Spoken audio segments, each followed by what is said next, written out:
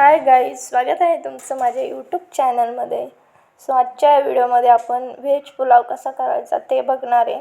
चला तर मग सुरुवात करूया. सगळ्यात आधी मी एक पातेलं घेतले, त्यामध्ये तेल टाकले, काही खडे मसाले टाकले, नंतर लसूण टाकायचं आहे.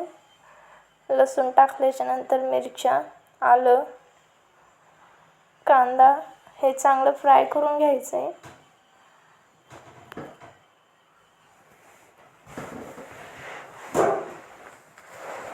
हे छान फ्राय करून झालं की त्यामध्ये आपण टमॅटो टाकायचा आहे. टमॅटोसुद्धा खूप छान प्रकारे फ्राय करून घ्यायचं आहे आपल्याला. टमॅटो आणि कांदा फ्राय करून झाल्याच्या नंतर त्यामध्ये आपण मसाले टाकणार आहे. हळद, मिरची पावडर, कांदा मसाला, बिर्याणी मसाला, धना पावडर आणि मीठ. हे सगळं टाकल्याच्या नंतर पुन्हा एकदा आपण मिक्स करून घ्यायचं आहे. मसाले टाकल्याच्या नंतर छानपैकी तेल सुटते आपल्या कांदा आणि टमॅटोला. मसाले छानपैकी फ्राय झाले की त्यामध्ये आपण दही टाकायचं आहे. हे सुद्धा छानपैकी मिक्स करून घ्यायचं आहे.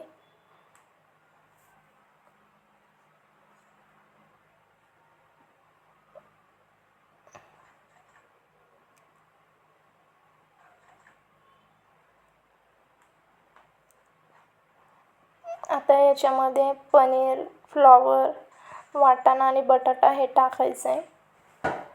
पनीर मी तळून घेतलं आहे. परत एकदा मिक्स करायचं आहे. सगळं टाकल्याच्या नंतर छानपैकी मिक्स करून घ्या.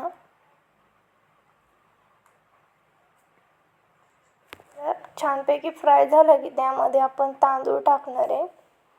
तांदूळ मी स्वच्छपैकी धुवून ठेवलं होतं. सगळं तांदूळ यामध्ये टाकून घ्यायचं आहे आपल्याला. हे सगळं छानपैकी मिक्स करून घ्यायचं आहे. मिक्स झाल्यानंतर आपल्याला त्याच्यामध्ये पाणी टाकायचं आहे. पाणी टाकल्याच्या नंतर एक उकळी आणून द्यायची आपल्याला. मिक्स करायचे. मिक्स केल्याच्या नंतर एक उकळी आणून द्यायची आपल्याला. उकळी आणल्याच्या नंतर 5-10 मिनटं आपण झाकण ठेवणार आहे. झाकण काढून बघायचं आहे. छानपैकी उकळ्या आल्या त्या आपल्या भाताला. परत एकदा मिक्स करून परत एकदा झाकण ठेवून परत काढले. 5-10 मिनटं मी झाकण ठेवलं होतं. परत एकदा मिक्स करून बघितलं आहे मी. आता भात शिजत आला आहे, फक्त थोडंसं पाणी म्हणून परत एकदा झाकण ठेवणार आहे मी. आता झाकण काढून मी बघणार आहे पाणी आटलं आहे का नाही ते.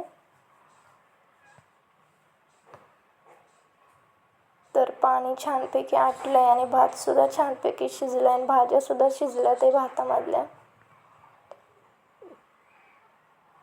तर अशा प्रकारे आपला व्हेज पुलाव तयार आहे.